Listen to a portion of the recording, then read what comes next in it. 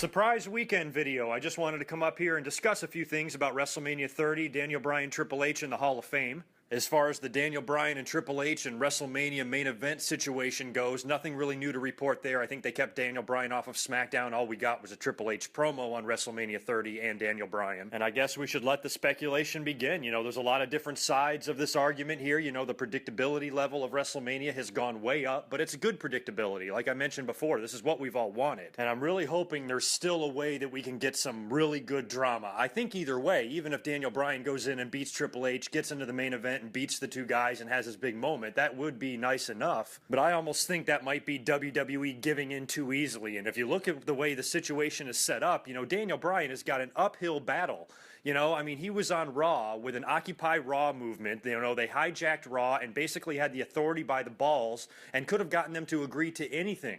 So if Daniel Bryan and the fans want him to be wrestling for the World Heavyweight title, why not just force the authority to add you to the main event? Wrestling Triple H first with the stipulation that if you beat him, you get into the main event just really seems like you're making it hard on yourself. And I know Daniel Bryan really wants to get his hands on Triple H and get revenge for all the times that he's been screwed over the last 7 or 8 months. But still, if you wanted him that badly, you should have just challenged him to a match that night. And then if you beat him, then you get into the main event at WrestleMania 30. But I know that's not how it works. Triple H is a superstar. He only wrestles the big shows. He's going to have a match at WrestleMania 30, like it or not. And it seems like the WWE might actually be preparing to launch the shit out of Daniel Bryan. Think of the road he has ahead of him. It's going to be hard enough as it is to beat Triple H with as brutal as a type of wrestler as Triple H is. The way we saw him almost kill The Undertaker a couple of WrestleManias ago, you know, this guy is no fucking joke, and he's twice the size of Daniel Bryan. After a match with Triple H, win, lose, or draw for Daniel Bryan, he's going to be in all sorts of fucking bad shape. It just seems like the uphill battle is too much. I cannot see Daniel Bryan overcoming these what seem to be insurmountable odds. These are even worse odds than 20 years ago when Bret Hart lost the opening match to Owen and fucked his leg up real bad and then had to go into the main event to wrestle a big bad Yokozuna who really wasn't that bad off from his match with Lex Luger, and he was just completely overmatched, and he just got lucky at the end and scored the pinfall and won the heavyweight title, and the crowd went nuts. So Daniel Bryan could maybe have a moment like that, maybe a Batista and Randy Orton miscue, the two of those guys screw each other up somehow. Daniel Bryan scores some quick, surprising victory, you know, and he just lays there in a heap with the belt laid over him in the middle of the ring. He's half unconscious, yet he's the world heavyweight champion, and he did it. He beat all odds. 80,000 people yesing their asses off, confetti, the whole deal. And there's also the CM Punk factor. I know we cannot rule out CM Punk. I would like to rule out CM Punk. I think if he walks out on the company the way he did, even though I half-ass agree with him doing it and I half-ass don't, still, if you're going to walk out on the company, I just think you're not allowed to come back and get a WrestleMania paycheck. But you have to think the storyline is actually set up perfectly for CM Punk to return. You know, I just talked about the crazy odds that Daniel Bryan is facing at WrestleMania 30. He has just got a huge task ahead of him. He might need a little help. And if he somehow beats Triple H and gets into the main event, and then Triple H is furious, and even Triple H himself decides to get involved in the main event to do something to prevent Daniel Bryan, you know, from winning the World Heavyweight title, a friend running through the crowd to jump in the ring and help the babyface win the title could be exactly what Daniel Bryan needs. So the stage is set perfectly for a CM Punk return, but I don't know what's going on there. I honestly don't know, don't care. I think CM Punk should stay gone for several months, maybe even a year, but I can't say that I wouldn't mark out after all is said and done and everything from SummerSlam and the build through the Royal Rumble and CM Punk walking out, if this was a whole ruse, big giant work, the biggest of all time. And it's all speculation. I'm just talking about it. We're just discussing WrestleMania. Don't give me any shit in the comments. Oh, good mic work. CM Punk's not coming back. I don't care. I'm just saying, what if? This could happen. That could happen. Anything could happen. I think it would be nice to see the WWE take this situation and at least make it as dramatic as possible. I had the same exact type of commentaries last year, except it was in a negative way, because with The Rock and John Cena, I was begging the WWE, come on, don't be so predictable. If you have to have the rematch, fine. If John Cena has to win, fine. But please just do something to make the match in the main event memorable and at least give us some sort of shock or twist or something we didn't see coming or we didn't expect. And so with the current main event this year, I think the WWE has got a lot to play with. They have a lot of potential. You know, you got to think about that first match with Daniel Bryan and Triple H. Does that open the show? You think?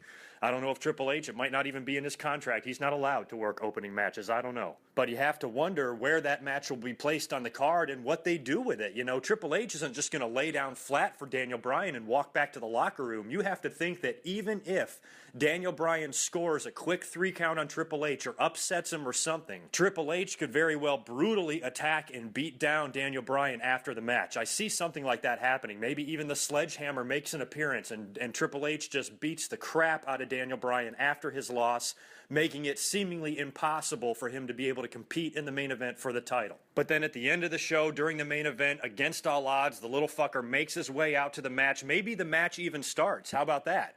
You know, can you imagine the fans just booing their asses off if the match starts and Daniel Bryan, I'm sorry, is unable to compete?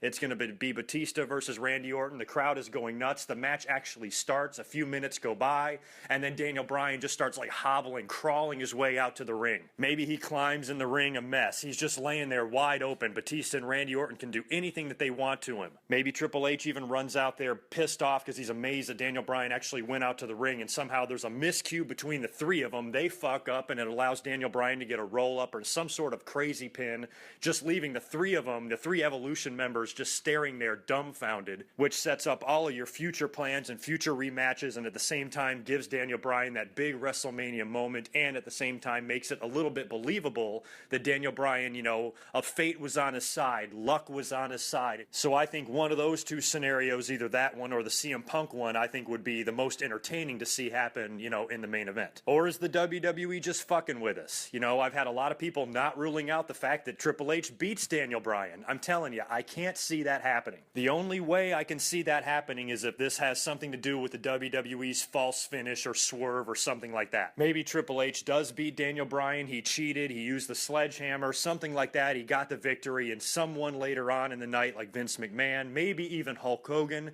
you know, comes out and, you know, vetoes the whole thing and says Daniel Bryan's in the main event anyway. Or maybe even in the main event, Batista gets the victory. He pins Randy Orton, wins the World Heavyweight title. Or maybe Randy Orton pins Batista and retains the World Heavyweight title, and the crowd starts going nuts, and then Vince's music hits or somebody's music hits, comes out and says, nope, that's bullshit, you didn't win the right way, restart the match, and then Daniel Bryan gets the victory that way. They've got a lot of options. I just hope they play with it a little bit and at least make the whole thing, you know, as interesting as we're hoping it will be. They have a chance to redeem themselves from the boring, shitty, horribly predictable main event that they had last year and an entire WrestleMania that really none of us liked. For all you haters, for all you negative Nancys out there that are going to insist that the WWE is just going to fuck over the fans and troll them and disappoint them like they always do, I guess you'll just be proved right or wrong at WrestleMania. I'm not going to waste my breath arguing with you. I don't care. You don't add a stipulation this big to not do it. I think the WWE is going to, you know, make the fans happy this year after the last 2 years, after the last 3 years, you know, of John Cena being in the final match. I think the WWE is going to give the fans a break, and they're going to throw them a bone, and they're going to give them another wrestler as the World Heavyweight Champion. And now from here, the ball is in the fans' court. Now you guys have to resist the urge to not turn on this fucking guy and start finding all sorts of holes and how the WWE put the guy over. Jesus, you wanted the guy over. He's about to be over. Don't fucking complain about it. As far as some of my other ideas for the WrestleMania card goes, you know, you've heard some of the stories about a potential Shield triple threat match at WrestleMania. Well, if the main event can possibly be a triple threat, I don't know if the WWE is going to want to have 2 triple threat matches on the same show, especially big matches like that. And from what went down on SmackDown, it looks like the Shield is still hanging tough. They're still standing tall, and we only have a few weeks left until WrestleMania. There might not be time to split the Shield up in order for them to have a match or some sort of a confrontation at WrestleMania. So here's what I think they do. Put the Shield in the Battle Royal. Put them in the Andre the Giant Battle Royal and have those 3 guys be the last 3 in the ring. That way you still get the triple threat match without having to have a triple threat match. And you know who has to win the Battle Royal? Roman Reigns has to win the Battle Royal. After the showing he put on at the Royal Rumble, you know, that would be perfect for him to win that thing, have that trophy, just a nice little way to help build him. It would also create a lot of dissension and tension and jealousy in the Shield because the 3 of those guys are going to have to fight it out, and they both lost out to Roman Reigns. He's going to think he's big man on campus, and that will lead to the Shield's eventual split, and then they can have the big 3-way brutal match at Extreme Rules, something like that. So I don't know who the participants are yet for the Battle Royal, if anybody else has been named Fame, but that would be my idea. I really don't have any other ideas yet on the Brock Lesnar-Undertaker match at all. All I hope is that the Undertaker's victory is memorable. Let's talk a little bit about this year's Hall of Fame. A new inductee was announced on SmackDown, Carlos Colon. Awesome. I love it when the WWE puts guys like this in, promoters and, and fathers of wrestlers in the business and things like that. I think it's great. Wrestling has always been great in Puerto Rico. I have a lot of World Wrestling Council footage, and I love that stuff. And I think the Colon family is awesome. I think his sons are going to induct him in, right? I think Carlito's going to come back. I don't know if the rumors are going to start flying about him possibly coming back to the company, because every time a son comes in to induct their dad into the Hall of Fame, it seems like they come back. Like how Road Dogg came back to induct Bob Armstrong, and probably how Dustin came back to induct Dusty Rhodes. But I don't know, Carlito seems pretty happy without the WWE, but it will be cool to see him back, if just for one night, to induct his dad in the Hall of Fame, and Carlos Colon more than deserves it. I don't know how many times he worked for WWE. I don't think that many at all. The only one I remember was 93 or 92 maybe. He was in the Royal Rumble. Now, I mentioned in my last commentary that I was disappointed that Linda McMahon was going to be the one to induct the Ultimate Warrior, because I thought that Hulk Hogan was going to be the perfect guy to induct him, and that's the guy that should induct him. However, after I was thinking about it a little bit more, you look at what you have in the Hall of Fame right now. You got your diva, you got your manager, you got your headliner, you got your promoter even. You almost wonder if they need to induct somebody into the celebrity wing of the Hall of Fame, and I think the perfect guy to do it would be Mr. T. I know they've offered it to Mr. T in previous years. I know there's a whole bunch of backstage political nonsense that's going to go along with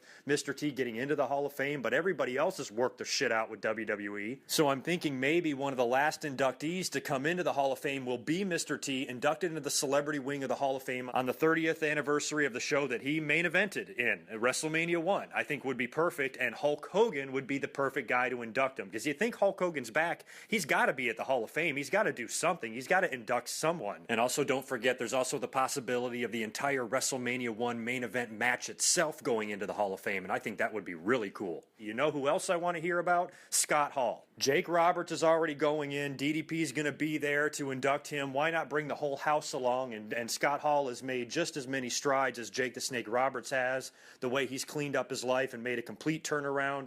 At least at this moment, he's fine. Hopefully he'll never relapse, and, he can enjoy his remaining years. And I'm proud of Scott Hall. And he's been a rumored name for a few weeks now, so I would love to see him be another guy, and, to have X-Pac or Kevin Nash or somebody like that induct him would be great. And if that turns out to be the Hall of Fame class, I would be thoroughly pleased. It just has something for everyone, even with the Mr. T induction. Even though I normally hate, celebrity inductions, he is the perfect celebrity to do this year. It's WrestleMania 30. He was a big part of WrestleMania's success. A-Team and the popularity of Mr. T was huge in 1985. They were help riding and help selling that pay-per-view on the popularity of a celebrity like Mr. T. He's part of the reason why WrestleMania exists at all. I'm not a fan of Mr. T, but it's true. As much as I hate to admit it, he was a big part of the success of that very first WrestleMania. He is a perfect guy to go in the Hall of Fame. Mr. T, if you're listening, come on, fool, go in the Hall of Fame. Nobody pities you. So I'm basically just kind of excited for everything. It's amazing how one little tiny stipulation can completely change one's attitude,